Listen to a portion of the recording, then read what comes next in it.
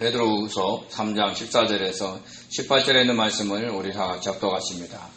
그러므로 사랑하는 자들아 너희가 이것을 바라보나니 주 앞에서 점도 없고 흠도 없이 평강 가운데서 나타나기를 힘쓰라. 또 우리 주의 오래 참으심이 구원이 될 줄로 여기라. 우리가 사랑하는 형제 바울도 그 받은 지혜대로 너희에게 이같이 썼고 또 그 모든 편지에도 이런 일에 관하여 말하였으되 그 중에 알기 어려운 것이 더러 있으니 무식한 자들과 굳세지 못한 자들이 다른 성경과 같이 그것도 억지로 풀다가 스스로 멸망에 이르느니라. 그러므로 사랑하는 자들아 너희가 이것을 미리 알았은즉 무업한 자들의 미혹에 이끌려 너희가 굳센 데서 떨어질까 삼가라. 오직 우리 주 곧 구주 예수 그리스도의 은혜와 그를 아는 지식에서 자라가라. 영광이 이제와 영원한 날까지 그에게 있을지어다. 아멘. 아멘. 기도합니다. 은혜로우신 하나님 감사합니다. 귀한 말씀을 선포할 수 있게 허락하심에 감사드립니다. 말씀이 선포될 때에 우리 심령들이 변화되게 하시고 좀 더 주님을 알아갈 수 있는 특별한 은혜를 허락하여 주시옵소서. 모든 어둠의 세력을 물리쳐 주시고 하늘의 천군 천사로 이곳과 방송을 통해 참여하는 성도님 있는 곳을 아버지 주관하여 줄 믿사옵고 감사함이 예수님의 이름으로 기도드립니다. 아멘. 아멘. 작년 오늘 10월 29일 이태원에 있는 해밀턴 호텔 옆 골목에서 할로윈 축제를 즐기려는 다수의 인파가 몰려 159명이 압사당하고 196명이 부상당하는 대형 참사가 발생을 했습니다. 원래 할로윈 축제는 컬트족의 풍습인 사마인 축제에서 유래되었습니다.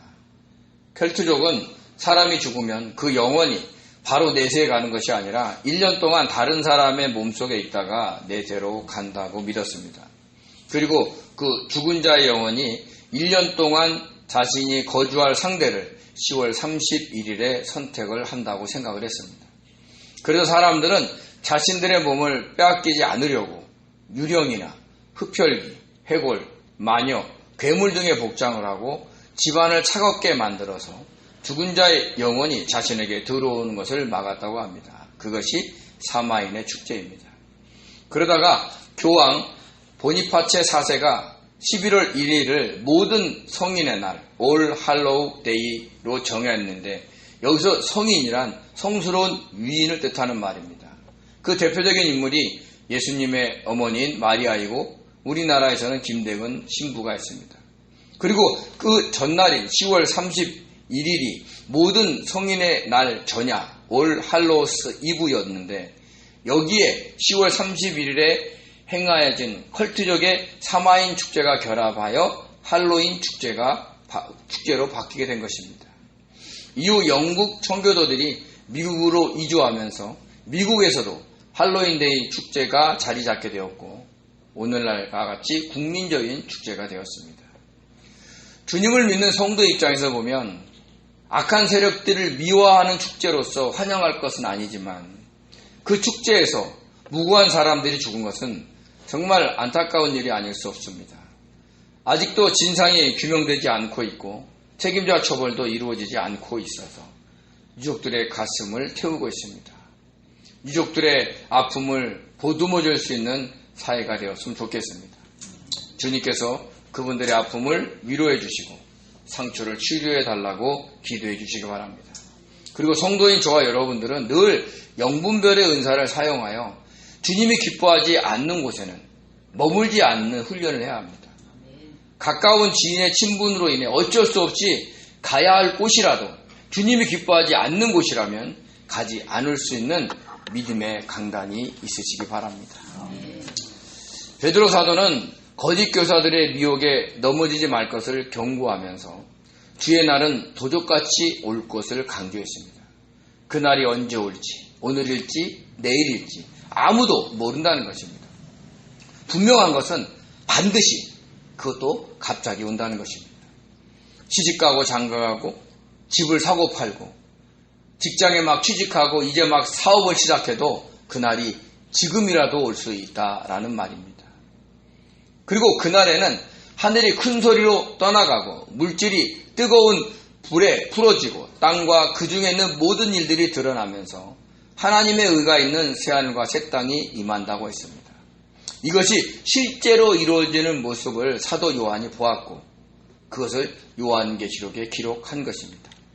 도둑같이 임할 주의 날은 그렇게 반드시 온다는 것을 증명해 준 것입니다. 그런데 하늘이 떠나가고 사라지는 것은 그날에만 있는 것은 아닙니다. 바로 어느 한 나라가 하나님의 손에 의해 멸망당할 때에도 그랬습니다. 물론 실제로 하늘이 떠나가고 사라진 것은 아니지만 그렇게 표현한 것을 우리는 알 수 있습니다. 우리 이사야서 34장 4절에서 5절을 같이 읽겠습니다. 하늘의 만상이 사라지고 하늘들이 두루마리같이 말리되 그 만상의 쇠자남이 포도나무 잎이 마름 같고 무화과 나무 잎이 마름 같으리라. 여호와의 칼이 하늘에서 족하게 맞았은즉 보라 이것이 에돔 위에 내리며 진멸하시기로 한 백성 위에 내려 그를 심판할 것이라. 아멘. 이 말씀은 하나님께서 이사야 선지자를 통해 그 이스라엘을 괴롭혔던 에돔을 멸망시킬 것을 예언하신 말씀입니다. 그때 하늘의 만상이 사라지고 하늘이 두루마리같이 말린다라고 했습니다. 제가 가지고 있는 성경책에서 이 부분을 찾아보면 그 만상이라는 단어 앞에 작은 숫자 4가 적혀 있습니다. 보통 이렇게 성경책에 숫자가 4로 적혀 있으면 그 페이지 하단에 그 단어가 무슨 뜻인가를 추가로 설명을 했습니다. 그래서 그것을 찾아보면 그 만상을 뭐라고 표현했냐면 1월 성신이다 라고 이렇게 표현을 했습니다. 즉 하늘의 만상은 하늘에 떠있는 해와 달과 별을 의미한다라는 것이죠. 그래서 그것이 사라졌다라고 이야기를 하는 겁니다. 그런데 그 만상을 원어로 살펴보면 콜차바인데 이 콜은 모든이라는 뜻이 있고 차바는 전쟁, 군대, 무리라는 뜻이 있습니다. 즉 하늘에 있는 모든 군대를 뜻한다는 말입니다. 그러므로 하늘에 있는 만상은 하늘에 있는 해와 달과 별을 지칭함과 동시에 영적으로는 그 에돔의 하늘을 지배하고 있는 모든 사탄의 군대를 의미하는 것입니다. 그것들이 사라지고 두루마리같이 말려졌다라고 이야기를 하고 있는 겁니다. 근데 어떻게 그렇게 됐느냐라는 것을 5절에서 말해주고 있죠. 그것은 여호와의 칼이 하늘에서 족하게 맞았은즉 그로 인해서 그렇게 됐다는 얘기를 하는 겁니다. 족하게 마시다의 라와는요, 흠뻑 졌다, 충분히 마시다, 만족하다라는 뜻이 있습니다. 이것은 에돔의 하늘을 지배하고 있는 사탄의 군대들을 물리치면서 하나님의 칼이 그들의 피를 흠뻑 마셨다라는 것입니다. 그것도 충분하게 말이죠. 그러니까 이 말씀은 하나님께서 에돔이라는 나라를 지배하고 다스리고 있던 사탄의 군대들을 하늘에서 물리쳤다라는 뜻입니다. 그것을 하늘의 만상이 사라지고 하늘이 두루마리같이 말라졌다라고 표현을 한 것입니다. 그리고 그 여호와의 칼이 이제는 땅에 있는 에돔을 위에 내려 진멸할 것이라고 예언을 하신 겁니다. 이것은 하나님께서 이사야 선지자를 통해서 우리들에게 영적 세계 현상을 알려주신 겁니다. 보이는 이 세상에 있는 모든 나라들은 그 나라와 해당되는 그 하늘과 그 공중에서 그 나라를 지배하고 다스리는 사탄의 세력이 있다는 것을 알려주고 있는 겁니다. 그 사탄의 세력들이 이 세상의 문화와 흐름을 주관하면서 각 나라들을 이끌어가고 있는 겁니다. 그래서 주님이 사도 바울을 통해서 우리의 싸움은 혈과 육의 싸움이 아니다라고 하신 겁니다. 우리 에베소 6장 12절을 같이 읽겠습니다. 우리의 씨름은 혈과 육을 상대하는 것이 아니요 통치자들과 권세들과 이 어둠의 세상 주관자들과 하늘에 있는 악의 영들을 상대함이라. 아멘. 우리가 살고 있는 그 위의 하늘에서 즉 그 공중에서 우리나라를 지배하고 다스리고 있는 악한 세력들이 우리의 삶에 개입해서 서로 미워하게 하고 서로 싸우게 하기 때문에 그런 일이 있을 때마다 눈에 보이지 않는 악한 영을 상대해야지 눈에 보이는 사람을 상대해서 싸워서는 안 된다라는 말씀입니다. 눈에 보이는 사람은 그 모습 그대로 이해하고 품고 그리고 참고 견디면서 사랑하며 섬겨야 하고 눈에 보이지 않는 악한 영들은 하나님의 전신갑주를 입고 싸워야 하는 겁니다. 머리에는 구원의 투구를 쓰고 가슴에는 의의 호신경을 붙이고 허리에는 진리의 띠를 띠고 발에는 평안의 복음의 신을 신고 손에는 믿음의 방패를 들고 악한 자들의 불화살을 막으면서 성령의 검인 하나님의 말씀으로 싸워야 하는 것입니다. 이렇게 한 나라가 하나님의 손에 의해 멸망당할 때는 그 나라를 지배하고 있는 사탄의 군대들이 하나님의 칼에 괴멸하는데 그것을 하늘의 만상이 사라지고 하늘이 두루마리 같이 말린다라고 표현을 한 겁니다.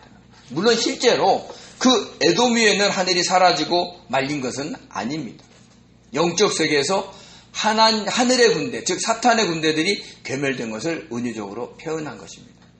그렇지만 주님께서 지금 베드로 사도를 통해서 우리에게 알려준 것은 영적 세계에서 벌어지는 일이 아닌 실제 세계에서 하늘이 떠나가고 물질이 뜨거운 물에 풀어지면서 새하늘과 새 땅이 임하는 날이 도둑같이 온다라고 강조를 한 것입니다. 그만큼 그날 하나님의 재림과 심판이 있는 그날은 한 나라가 멸망하는 것과는 차원이 다른 정말 엄청난 일이 벌어진다라는 것을 우리는 알 수 있습니다. 모든 나라를 지배하고 있는 사탄의 세력을 완전히 멸망시키고 그 나라가 임하는 겁니다. 우리가 요한계시록에서 봤죠? 그때 어떻게 됩니까? 사탄이 멸망하고 그리고 두 짐승도 멸망하잖아요. 그런 다음에 새하늘과 새 땅이 임하는 겁니다. 그 순서를 그 에돔이라는 나라가 멸망할 때를 통해서 우리들에게 알려주고 있는 겁니다. 혹시 우리가 어떤 사람을 향해서 불편한 마음이 있으십니까? 속상한 것이 있으십니까? 그러면 영적 싸움을 하세요. 하늘에는 악한 영들이 우리를 그렇게 조성하고 있다는 걸 아셔야 돼요. 그래서 우리는 늘 하나님의 전신을 갑주를 입고 그 악한 영과 싸우는 그런 삶을 살아야 되는 겁니다. 그리고 눈에 보이는 사람은 그 모습 그대로 이해하고 품고 참고 견디면서 사랑하고 섬겨야 한다는 것을 잊지 마시기 바랍니다. 그렇게 하늘이 떠나가고 모든 물질이 불에 풀어진다는데, 그러니까 물질이 구성하고 있는 기본 요소들이 다 불타 사라진다는데, 그러면 너희는 어떠한 사람이 되어야 되겠느냐라고 베드로 사도가 성도들에게 물었습니다. 주님을 믿는 척하면서 자기의 정욕을 따라 호색하며 자기의 탐심을 채우며 성도들을 음란으로 유혹하는 거짓 교사들의 말에 미혹되어 살아가겠느냐, 아니면 자기의 정욕에 따라 살지 않고 주님의 뜻대로 거룩한 행실과 경건함으로 살아가겠느냐라고 묻는 겁니다. 언제 주의 날이 도둑같이 올지 모르니까 너희들만이라도 거룩한 행실과 경건함으로 살아가라라고 강조를 하고 있는 겁니다. 또 그렇게 살아가야 될 이유에 대해서 설명을 했는데, 그것은 하나님께서 우리가 그렇게 살기를 원하시기 때문이라고 이야기를 합니다. 우리 베드로서 3장 14절 같이 읽겠습니다. 그러므로 사랑하는 자들아, 너희가 이것을 바라보나니 주 앞에서 점도 없고 흠도 없이 평강 가운데서 나타나기를 힘쓰라. 아멘. 데살로니가서 5장 23절입니다. 평강의 하나님이 친히 너희를 온전히 거룩하게 하시고 또 너희의 온 영과 혼과 몸이 우리 주 예수 그리스도께서 강림하실 때에 흠없게 보존되기를 원하노라. 아멘. 베드로 사도는 하나님의 약속대로 하나님의 의가 있는 새하늘과 새 땅을 바라보며 살아가는 성도는 주 앞에서 점도 없고 흠도 없이 평강 가운데 나타나기를 힘쓰라, 애쓰라라고 얘기하는 겁니다. 그리고 사도 바울은 평강의 하나님이 너희의 온 영과 혼과 몸이 그날에 흠없게 보존되기를 원한다라고 했습니다. 즉 하나님께서 우리가 그렇게 거룩한 행실과 거룩함으로 경건하게 살기를 원한다라고 이야기를 하고 있는 겁니다. 그런데 사도 바울은 왜 전능하신 하나님이라고 표현하지 않고 평강의 하나님이라고 표현을 했을까요? 또 베드로 사도는 왜 평강 가운데 나타나기를 힘쓰라라고 했을까요? 여기서 평강의 헬라어 에이레네는 평화, 복지, 번영이라는 뜻이 있는데, 이 단어는 히브리어의 샬롬과 같은 뜻을 갖고 있습니다. 근데 특히 이 에이레네는 어떤 뜻이 있냐면 막 계속되는 전쟁 속에서 잠시 휴전하는 상태, 또는 엄청난 전쟁이 일어나는데 그 전쟁이 끝나고 찾아온 평화의 상태를 의미합니다. 지금 우크라이나와 러시아가 전쟁을 하고 그리고 이스라엘과 팔레스타인이 전쟁을 합니다. 지금 거기에 국민들이 간절히 바라는 건 뭘까요? 휴전하거나 전쟁이 종식되기를 원하겠죠. 먹을 것도 없고 입을 것도 없고 잠잘 것도 부족하고 그 엄청난 고통을 그들이 겪고 있는 겁니다. 그래서 그들이 바라는 거는 전쟁이에요, 평화예요? 평화입니다.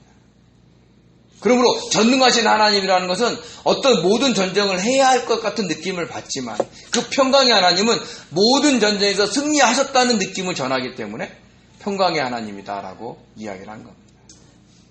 우리 로마서 16장 20절을 같이 읽겠습니다. 평강의 하나님께서 속히 사탄을 너희 발 아래에서 상하게 하시리라. 우리 주 예수의 은혜가 너희에게 있을지어다. 아멘. 영적 전쟁에서 승리하신 하나님께서 우리를 핍박하고 미혹한 사탄의 세력들을 우리 발 아래에서 상하게 하시라는 말씀입니다. 이렇게 모든 영적 전쟁에서 승리하셨음을 강조하기 위해서 평강의 하나님이다라고 표현을 한 것입니다. 그런데 어떻게 점도 없고 흠도 없이 평강 가운데 나타나기를 힘쓸 수 있을까요? 할 수 있으세요? 그것은 거룩한 행실과 경건함으로 살아갈 때 가능한데 그렇게 살 수 있을까요? 쉽지 않습니다. 애쓰는데 안 됩니다. 순간 환경이 닥쳐오면 저도 그냥 쌍욕이 나갑니다. 또 어떤 사람이 이상한 말 하면 갑자기 막 화가 막 여기서도 올라오는데 이제 머리 끝에서 터져 나가는 때가 있습니다.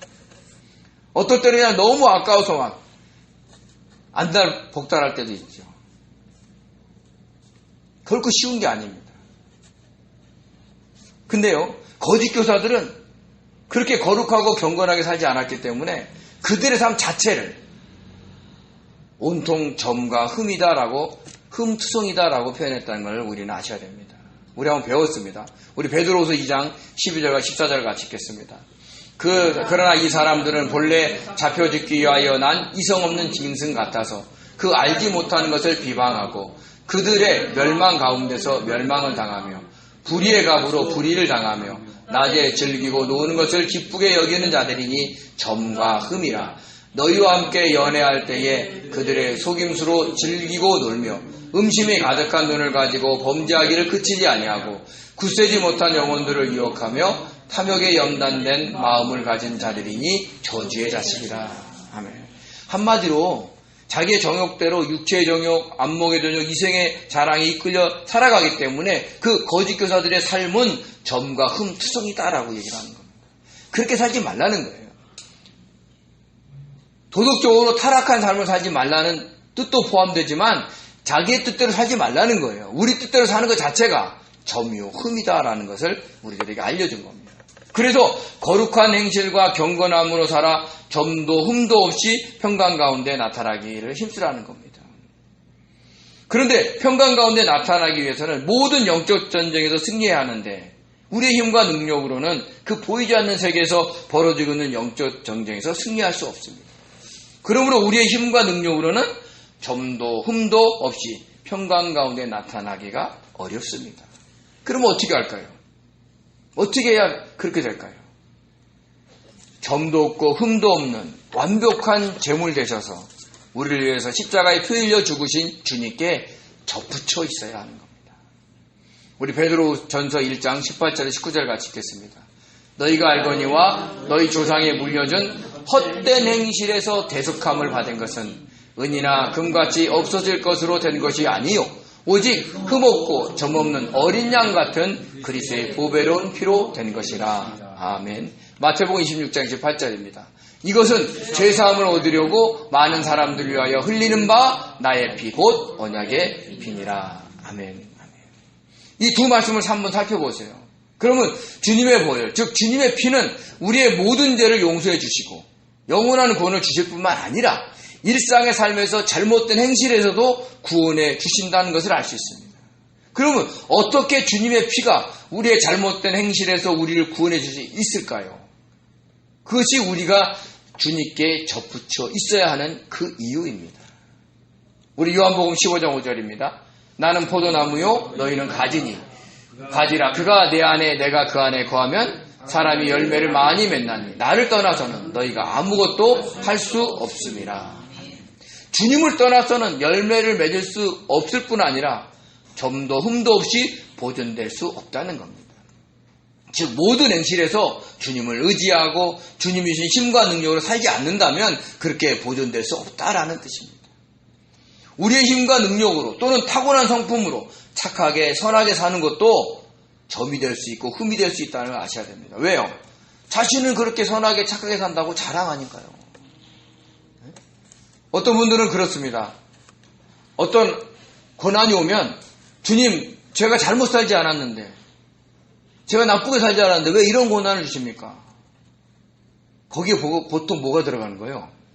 자기의 자랑이 들어가는 겁니다. 그게 뭐예요? 점이요, 흠이다라는 것을 우리는 아셔야 된다는 거죠. 그리고 거기에는 주님의 피가 없습니다. 또한 주님의 피로 점도 흠도 없이 된다는 것은 바로 주님이 가신 십자가 길을 가야 한다라는 겁니다. 주님이 피를 어디서 가장 많이 흘리셨어요? 십자가에서요. 십자가에서 흘리는 주님의 피가 우리의 삶에 나타나야 자기의 멋대로 살지 않고 주님을 의지하며 사는 것이 될 수 있다는 라는 것을 강조하고 있는 겁니다. 그러므로 그날 평강의 하나님 앞에 점도 없고 흠도 없이 나타나길 원하신다면 점도 없고 흠도 없는 그 주님의 피를 의지하며 사시기 바랍니다. 자기의 뜻을 내려놓고 주님의 뜻을 묻고 성령의 도우심을 구하는 삶을 사시기 바랍니다. 그래야 가능한 거죠. 히브리서 기자는 이렇게 얘기합니다. 우리가 죄와 싸우되 피 흘리기까지 싸우지 않는다라고 말이죠. 우리 히브리서 12장 4절 같이 읽겠습니다. 너희가 죄와 싸우되 아직 피 흘리기까지는 대항하지 아니하고. 그런데 이 피는 우리 자신의 피를 의미하기도 합니다. 저도 그렇게 이해를 했어요. 어떤 일을 안 해야지 막 그러면서 막 머리를 벽에 쳐가지고 피를 흘려야 되는지 어떤지 잘 모르겠어요. 근데 어떤 또 의미도 있냐면 주님의 피를 의미하기도 합니다. 사실 우리가 어떤 죄에 대해서도 자신의 피를 흘려가며 싸워 이길 수 있는 존재가 아닙니다. 만약에 친구의 권위로 세상의 모임에 가고 싶은데 그 모임이 거룩한 것이 못한 모임이라 자기의 의지를 동원하여 가지 않는 것은 피 흘리기까지 싸우는 것이 아닐 수 있습니다. 우리의 헛된 행실에서 우리를 구원하여 주신 그 예수의 피를 의지하면서 가지 않아야 진정으로 피 흘리기까지 죄와 싸운 것입니다. 그렇게 흘리는 피가 우리의 피가 아닌 그 십자가에서 흘리신 그 주님의 피인 것입니다. 그것을 흘리라는 거예요. 그래야 우리가 그 죄와 싸워 이길 수 있다는 겁니다. 그럼 그런 주님의 피를 흘리기 위해서는 그럼 어떻게 해야 되는 거예요? 이 역시도 주님과 접붙여 살아가야 되는 거예요. 우리가 주님께 딱 접붙이면 그 영양분이 뭘로 와요? 주님의 피로 우리에게 공급되는 거예요. 주님의 피는 우리의 죄를 사하셔서 영원한 구원도 주시지만 우리의 잘못된 행실을 고쳐주시기도 한다는 겁니다. 그래서 주님의 뜻을 물어보고 주님의 뜻이 어떤 것이냐 깨닫고 그것을 할 수 있도록 성령의 도우심을 구하면서 살아가야 합니다. 그래야 자기가 하고 싶은 것을 내려놓고 주님의 뜻대로 살아 점도 흠도 없이 되는 것입니다. 그래야지만이 그날에 주님 앞에 점도 없고 흠도 없고 평강 가운데 나타날 수가 있는 겁니다. 그런 복된 성도님들이 되시기 바랍니다. 그러면서 베드로 사도는요, 주님의 재림의 약속은 없는 것 같고 이루어지지 않는 것 같지만 우리 모두 구원을 위해서 오래 참음으로 더딘 것이고 반드시 도둑같이 임하실 것이라는 것을 강조하고 또 강조를 했습니다. 우리 베드로서 3장 15절에 16절 같이 읽겠습니다.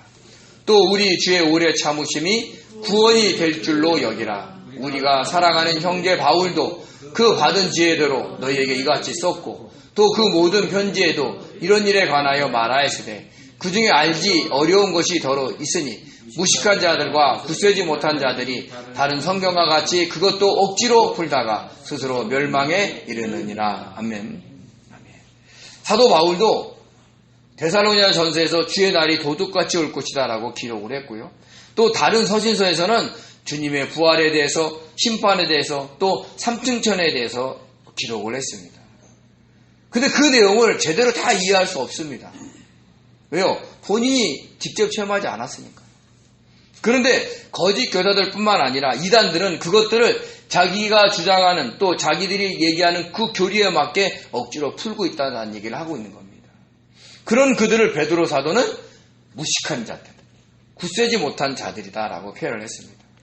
무식한의 헬라어 아마데스는요, 배우지 못한, 무지한이라는 뜻이 있는데 여기서는요, 학식을 배우지 못한 자가 아니라 하나님의 세계에 대해서 알지 못하는 자를 의미하는 겁니다. 굳세지 못한의 헬라어 아스데릭토스는요, 확고하지 않은, 불안정한이라는 뜻이 있는데, 이는 하나님의 세계에서 확신을 갖지 못한 자들이다라는 얘기를 하는 겁니다. 우리가 지금 눈에 보이는 이 하늘과 땅이 사라지고 바다도 없는 그 새하늘과 새 땅이 올 줄 믿으십니까? 네. 그게 확고한 믿음이에요. 어떻게 태양계가 부서지고 그런 일이 있을 수 있겠어? 자연을 보면 그걸 이해할 수 없는 거예요. 그것들을 거짓 교사들이 주장을 하는 거예요. 처음 하늘이 그대로 있다는 얘기를 하는 겁니다. 그런 자들이 거짓 교사들이고 이단들인 겁니다. 제가 가진 성경책에서는요, 억지로 풀다가라는 단어 앞에 작은 숫자 3이 있는데 같은 페이지 하단에 찾아보면 교묘하게라고 표현을 했습니다. 그러니까 교묘하게 풀었다는 거예요. 사람들이 막 홀딱 빠질 정도로, 이해할 수 있을 정도로 풀었다는 거예요. 하는 겁니다. 그 원어로 살펴보면 스트레볼로인데요, 왜곡하다, 뒤틀다라는 뜻이 있습니다. 자기의 주장을 합리화하기 위해서 이단의 교주를 정당하기 위해서 왜곡하게, 교묘하게, 왜곡되게 해석했다라는 뜻입니다. 그러다가 어떻게 돼요? 멸망당한다라고 얘기를 하는 겁니다. 그래서 사도 요한도 성경 말씀을 함부로 왜곡되게 해석하는 것을 경계를 했습니다. 우리 요한계시록 22장 18절 19절을 같이 읽겠습니다. 내가 이 두루마리의 예언의 말씀을 듣는 모든 사람에게 증언하노니 만일 누구든지 이것들 외에 더하면 하나님이 이 두루마리에 기록된 재앙들을 그에게 더할 것이요, 만일 누구든지 이 두루마리의 예언의 말씀에서 제하여 버리면 하나님이 이 두루마리에 기록된 생명나무와 및 거룩한 성의 참여함을 제하여 버리시리라. 아멘. 근데요, 성경을 더하지도 제하지도 않고 완벽하게 해석할 사람이 있을까요? 훌륭한 신학자인 어거스틴, 마틴 루터, 칼빈, 그리고 훌륭한 목회자인 스펄전 목사님도, 그리고 그 어떤 사람도 성경을 주의 뜻에 맞게 완벽하게 해석할 사람은 아무도 없습니다. 모든 성경을 하나님이 무슨 뜻으로 이야기하셨는지 다 이해할 수 있는 사람은 없다는 거예요. 특별히 성경이 기록한 당시의 상황도 모릅니다. 왜요? 4,000년이라는 시간 속에 엄청나게 기록을 했거든요.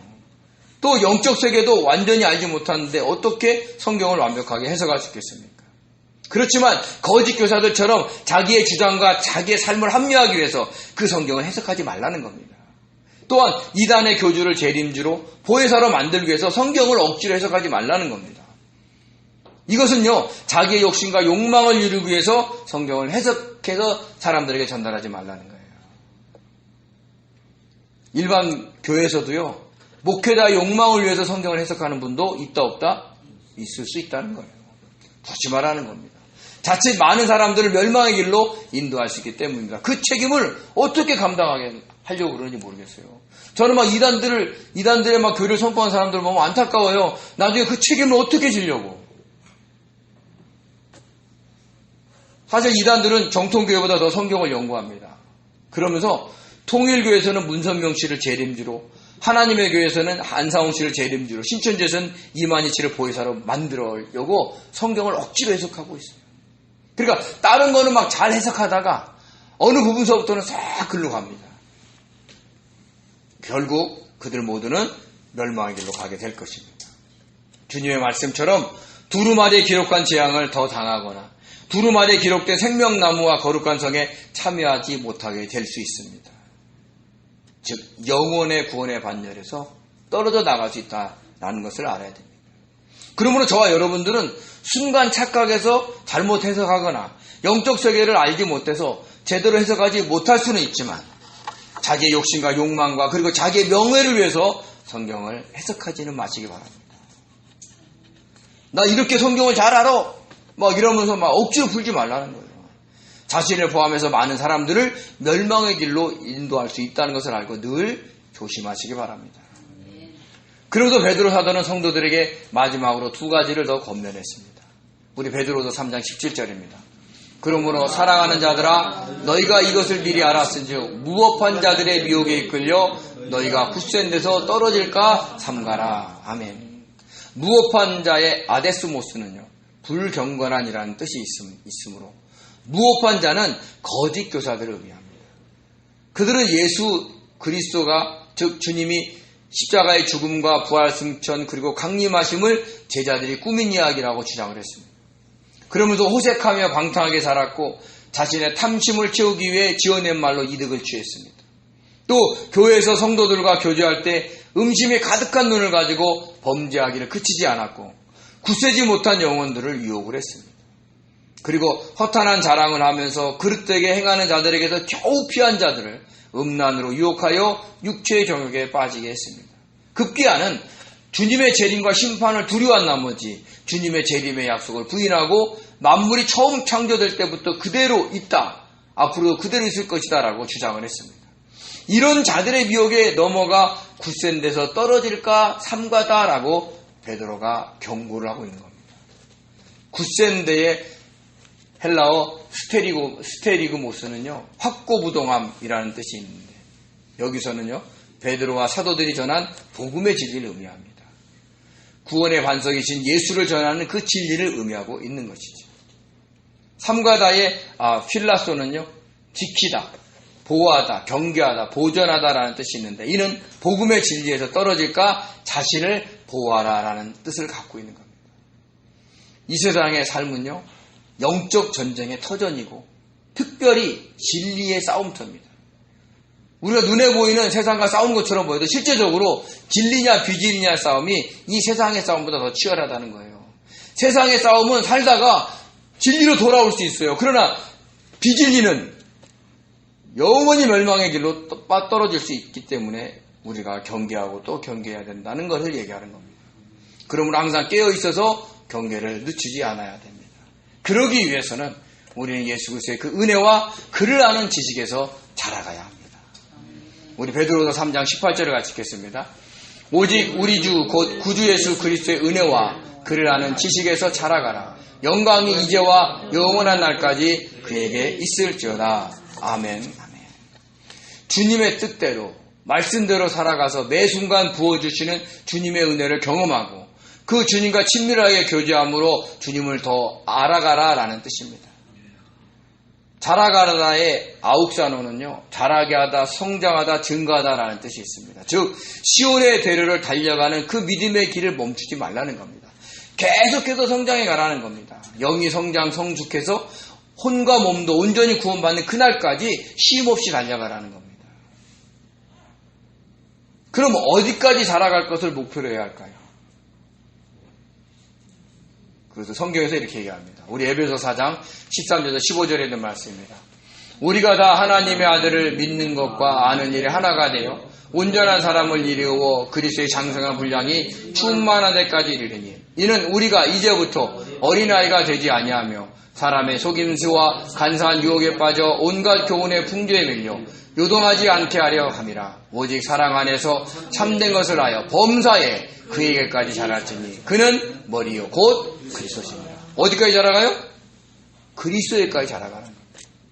그리스도를 아는 지식에서 그 그리스도까지 자라가야 한다는 걸 얘기하는 겁니다. 그러기 위해서는 어떻게 해야 되느냐? 하나님의 아들이신 주님을 믿는 것과 아는 일 하나가 되어 온전한 사람을 이루어 그리스도의 장성한 분량이 충만한 데까지 이르라는 거예요. 장성한 분량이 충만한 데 이른 데까지가 뭐라 그랬어요? 제가 늘 주님과 교제하면서 주님에게 뜻을 묻고 성령의 도우심을 구하면서 살아가는 것을 의미한다고 얘기를 하지 않습니까? 그래야 가능합니다. 그래야 거짓 교사들의 속임수와 간사한 유혹에 빠지지 않고 이 세상의 문화와 흐름의 풍조에 휩싸이지 않고 주님에게까지 자라갈 수가 있는 것입니다. 거짓 교사들의 미혹과 이 세상의 풍조의 유혹은 우리의 힘과 능력으로는 이길 수 없습니다. 점도 없고 흠도 없는 주님의 피를 공급받아야 이길 수 있습니다. 그러기 위해서는 주님께 접붙여야 있어야 합니다. 그것은 늘 주님과 대화하고 살으라는 얘기를 하는 거예요. 주님 어떻게 할까요? 무슨 말을 할까요? 어떻게 행동할까요? 늘 물어보면서 자신이 할 수 없음을 고백하면서 성령의 도우심을 구하면서 살아가야 합니다. 그래야 성령이 주시는 힘과 능력으로 살아갈 수 있습니다. 그래야 주님에게까지 성장해 갈 수 있고 그로 인해 주님께 영광을 돌려드릴 수 있다는 것을 아셔야 되는 겁니다. 이것을 베드로 전후서를 통해서 저와 여러분에게 강조하고 있는 겁니다. 복음의 진리에서 떨어지지 마시기 바랍니다. 주님을 아는 지식에서 자라가 주님에게까지 자라가시기 바랍니다. 그래서 저와 여러분의 말 한마디에서, 행동 하나에서 주님께 영광 돌려드리는 그 역사가 일어날 수 있기를 예수님의 이름으로 축원드립니다. 기도하겠습니다. 은혜로우신 하나님 아버지, 감사드립니다. 저희들이 할 수 없음을 알게 하시고 오직 점도 없고 흠도 없는 주님의 피를 의지해야지만이 아버지, 우리가 그날에 그 주님 앞에 점도 없고 흠도 없는 그런 상태에서 나타날 수 있다는 것을 알게 하여 주신 것 감사합니다. 항상 주님을 의지하면서 주님이 흘리신 그 십자가의 피가 아버지, 우리의 몸 안에 흐르게 도와주시고 그 피를 흘림으로 인해서 우리가 죄와 싸워 이길 수 있도록 주께서 축복하여 주시옵소서. 주님, 친밀한 교제를 사모합니다. 그리고 주님에까지 자라기를 사모합니다. 그런 성도들이 될 수 있도록 도와주시옵소서. 감사하며 예수님의 이름으로 기도드립니다. 아멘.